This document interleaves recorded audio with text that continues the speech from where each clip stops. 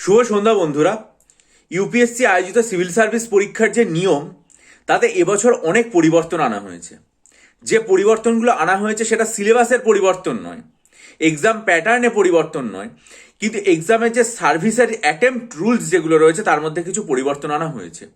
এবং আমার মনে হয় এই যে পরিবর্তনগুলো, এগুলো রাজ্যের পাবলিক সার্ভিস কমিশনেরও আনা উচিত West Bengal civil service executive etcetera এক্সামিনেশনের ক্ষেত্রে। কেন আনা উচিত সেগুলো আমি আপনাদের সামনে পরপর পয়েন্ট আকারে তুলে ধরছি। বলা হয়েছে, ধরুন কোনো একজন ক্যান্ডিডেট তিনি ইন্ডিয়ান অ্যাডমিনিস্ট্রেটিভ সার্ভিসে রয়েছেন অথবা ইন্ডিয়ান ফরেন সার্ভিসে রয়েছেন, ঠিক আছে? তাহলে কিন্তু তিনি এই যে 2026 সালে সিভিল সার্ভিস এক্সামিনেশন হচ্ছে সেটা তারা অ্যাপিয়ার করতে পারবেন না যদি না তিনি রিজাইন করেন। তিনি পদত্যাগ করবেন, তারপর তাকে আর কি পরীক্ষায় বসতে দেওয়া হবে। কিন্তু চাকরি করতে করতে আইএএস বা আইএফএস এ তিনি কিন্তু কোনো অবস্থাতেই আর অ্যাপিয়ার করতে পারবেন না। 2 নম্বর যেটা বলা হয়েছে, যে যদি আপনি আর কি আইপিএস হিসাবে চাকরি করছেন, কিন্তু আপনি যদি পুনরায় আর কি পরীক্ষা দেন, ঠিক আছে, তাহলে আইপিএস এর যে সুযোগটা সেটা পার্মানেন্টলি আপনার জন্য লক হয়ে গেল। অর্থাৎ আপনাকে আর আইপিএস এর ক্ষেত্রে কোনো রকম কোনো সেকেন্ড চান্স কিন্তু আর কি দেওয়া হবে না, ঠিক আছে। 3 নম্বর যেটা বলা হয়েছে, যে আপনি যদি সিভিল সার্ভিস এক্সামিনেশন দিয়ে 2026-এ চাকরি পান, তাহলে আপনি 2027-এ একটা ইমপ্রুভমেন্টের জাস্ট আর কি সুযোগ পাবেন। অর্থাৎ 2027-এ যে অ্যাটেম্পটা আপনার কাছে থাকবে সেটাতে কিন্তু একটা স্ট্রিক্ট যে রেস্ট্রিকশন রয়েছে সেই রেস্ট্রিকশনটা থাকবে। যদি আপনি কোনো বেটার সার্ভিস পান তাহলে আপনি সেটাকে আর কি পছন্দ করতে পারবেন, ঠিক আছে। আর একটা যেটা বলা হয়েছে, যে আপনি যদি 2027-এ কোনো সার্ভিস না পান তাহলে আগেরটাতে আর কি পুরোপুরিভাবে আপনি ফিরে আসতে পারবেন। কিন্তু আপনি কোনো অবস্থাতেই আপনার সুযোগের যেটা দেওয়া হবে সেটা মিসইউজ কিন্তু করতে পারবেন না, তাহলে সেক্ষেত্রে আপনার চাকরি যেটা রয়েছে সেটা হ্যাম্পার হয়ে যেতে পরিষ্কারভাবে পারে। সুতরাং এই জিনিসগুলো যে আর কি ইউপিএসসি পরিষ্কারভাবে ঠিক করে দিল, যে একজন পরীক্ষার্থী যারা রয়েছেন তারা কোন কোন ক্ষেত্রে পরীক্ষায় বসতে পারবেন, মূলত যারা চাকরি করছেন, যারা ফ্রেশার নন, তাদের জন্য এই জিনিসটা আর কি খুব গুরুত্বপূর্ণ। কেন গুরুত্বপূর্ণ আমি আপনাদেরকে উদাহরণ হিসাবে বলছি, যে এরকম তো আমরা অনেক সময় দেখি, ধরুন কোনো একজন পরীক্ষার্থী ওয়েস্ট বেঙ্গল রেভিনিউ সার্ভিসে চাকরি পেয়েছেন, তার মনে হলো যে তিনি আর কি সেটা থেকে পরীক্ষা দিয়ে এক্সিকিউটিভে যাবেন, যেতেই পারে। আবার ধরুন এরকম দেখা যায় কোনো একজন পরীক্ষার্থী এক্সিকিউটিভে রয়েছেন, তার মনে হচ্ছে তিনি রেভিনিউ সার্ভিসে আসবেন, এরকমও আসেন। আবার অনেকে ধরুন রয়েছেন পুলিশ সার্ভিসে, তার মনে হলো যে না আমি এক্সিকিউটিভ সার্ভিসে যাবো, গেলেন, এরকম হয়। এভাবে চাকরি পরিবর্তন অনেকেই করতে পারেন, তাদের মেধা, দক্ষতা, পরিশ্রম, একাগ্রতার মাধ্যমে তারা লেখাপড়ার ধারা বজায় রাখেন এবং করে তারপরে সেটা পরিবর্তন করেন। কিন্তু দুঃখের বিষয় কোথায় লাগে, আমি আপনাদেরকে দুটো উদাহরণ দিচ্ছি, কারণ আমি এগুলো জানি একদম পরিষ্কারভাবে।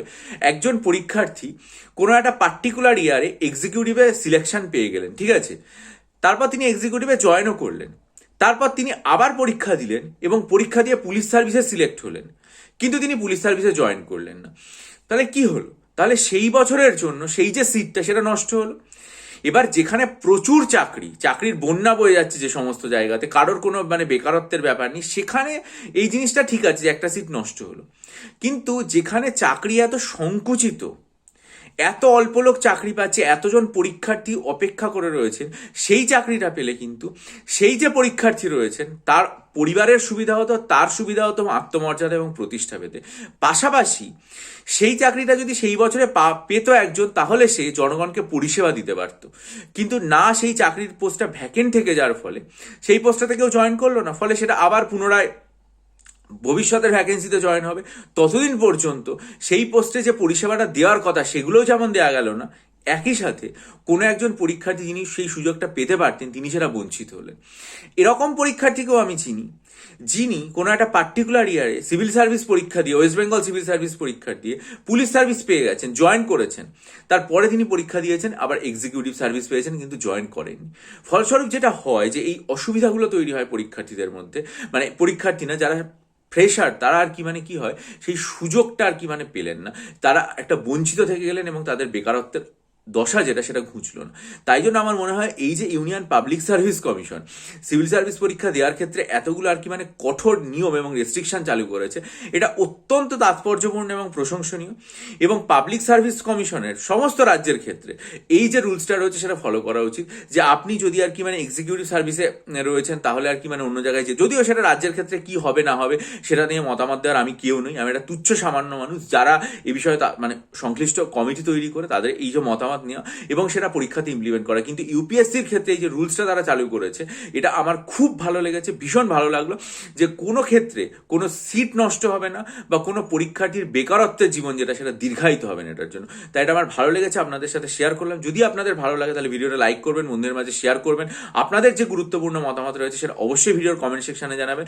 আর যদি মনে করেন আমার কাছ থেকে WBCS পরীক্ষা দেওয়ার জন্য 48টা মক টেস্ট নেবেন, অথবা ডেসক্রিপটিভ বাংলা, ডেসক্রিপটিভ ইংরেজি বা ডেসক্রিপটিভ অ্যারিথমেটিক্যাল স্টাডি মেটেরিয়াল নেবেন আসন্ন যে পুলিশের পরীক্ষা রয়েছে বা WBCS যে কোনো কিছুর জন্য, বা অপশনাল সাইকোলজি স্টাডি মেটেরিয়াল নিয়ে আমার কাছ থেকে পড়াশোনা শুরু করে দেবেন, অথবা যদি মনে করেন WBSSCর জন্য আমার কাছ থেকে টোটাল 12টা নতুন সিলেবাসের মক টেস্ট নেবেন, অথবা 3000+ স্ট্যাটিক জিকের যে MCQ স্টাডি মেটেরিয়াল নেবেন, তাহলে অবশ্যই ডেসক্রিপশন বক্সে ইমেল আইডির মাধ্যমে যোগাযোগ করবেন।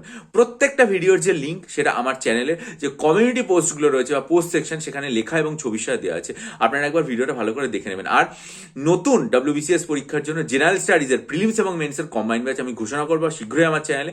ভিডিওটা দেখে যারা আগ্রহী হবেন প্রিলিমস এবং মেন্সের জেনারেল স্টাডিজ ব্যাচে পড়তে, তারা অবশ্যই আমার সাথে ইমেলের মাধ্যমে এবং হোয়াটসঅ্যাপে যোগাযোগ করবেন। ভালো থাকুন, বিজয়ী হন, সফল হন। চ্যানেলটা সাবস্ক্রাইব করে বেল আইকন প্রেস করুন। সমস্ত খবরের জন্য চ্যানেলের দিকে নজর রাখুন। ভালো থাকবেন।